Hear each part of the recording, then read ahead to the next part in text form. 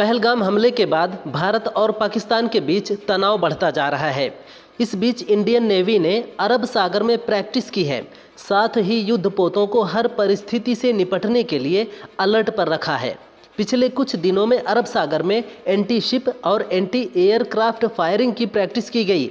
गुजरात के पास अंतर्राष्ट्रीय समुद्री सीमा के पास कोस्ट गार्ड को तैनात किया गया है।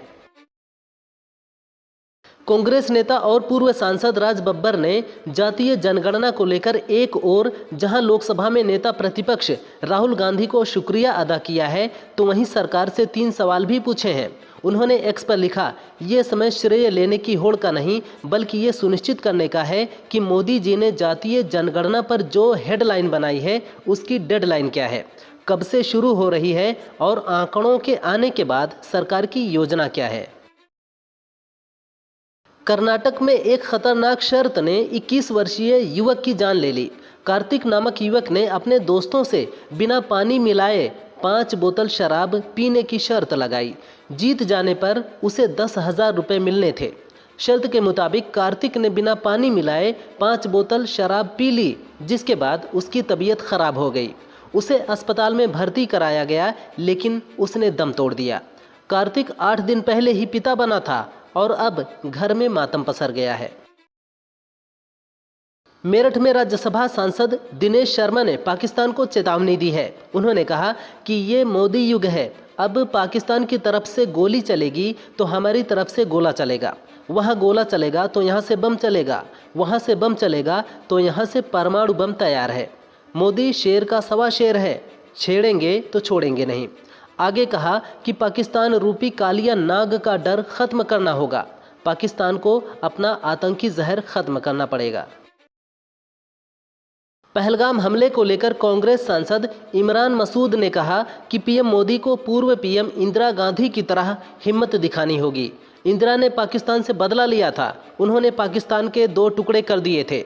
हमारा सपना है कि पाकिस्तान के 2 टुकड़े हो जाएं। आतंकवाद के खिलाफ लड़ाई के लिए हम सरकार के साथ कंधे से कंधा मिलाकर खड़े हैं।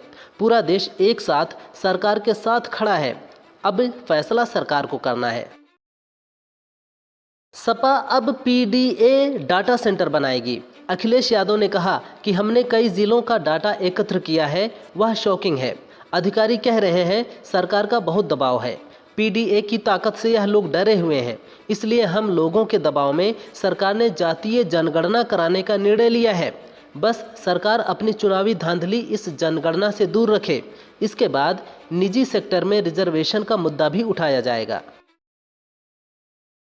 पहलगाम हमले के बाद कश्मीरियों को निशाना बनाने की खबरें भी सामने आ रही हैं। इसको लेकर आतंकी हमले में जान गंवाने वाले करनाल के लेफ्टिनेंट विनय नरवाल की पत्नी हिमांशी ने कहा, हमले के बाद लोग जिस तरह मुस्लिम और कश्मीरियों के खिलाफ बोल रहे हैं वह नहीं होना चाहिए। हम शांति और सिर्फ शांति चाहते हैं। हमें न्याय चाहिए। जिन लोगों ने गलत किया है उन्हें सजा मिलनी चाहिए। पहलगाम हमले के बाद सीमा हैदर भी लोगों के निशाने पर है। इस बीच उनके वकील रहे एपी सिंह ने कहा, सीमा ने नेपाल में सचिन के साथ सनातन धर्म के मुताबिक शादी की। भारत आने के बाद उसने विधिवत सनातन धर्म अपनाया और फिर सभी रीति रिवाजों के साथ विवाह किया। उनकी बेटी का नाम मीरा है। सीमा के दस्तावेज एटीएस के पास हैं। सीमा कभी भी अपने ससुराल और अस्पताल के अलावा कहीं नहीं गई। उसे पहलगाम की घटना से जोड़ना गलत है। इटावा के फ्रेंड्स कॉलोनी में शादी वाले दिन दुल्हन ब्यूटी पार्लर से गायब हो गई। जानकारी होने पर दूल्हे के पिता को हार्ट अटैक पड़ गया। अस्पताल में भर्ती कराया गया है। 5 घंटे बाद जब दुल्हन बिना तैयार हुए मैरिज होम पहुंची तो दूल्हे ने शादी से मना कर दिया। फिर दुल्हन पक्ष ने अतिरिक्त दहेज की मांग की और शिकायत कर दी। सूचना पर थाना प्रभारी ने दोनों पक्षों को समझाया, लेकिन बात नहीं बनी और बारात वापस लौट गई। पहलगाम हमले के बाद भारत सरकार ने पाकिस्तानी एक्टर्स को बैन कर दिया है।